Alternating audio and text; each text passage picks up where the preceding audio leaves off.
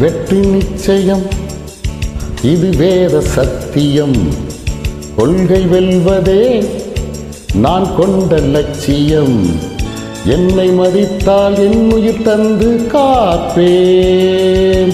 என்னை மிதித்தால் இரண்டில் ஒன்று பார்ப்பேன். அடே நண்பா, உண்மை சொல்வேன். சவால் வேண்டாம், உன்னை வெல்வேன்.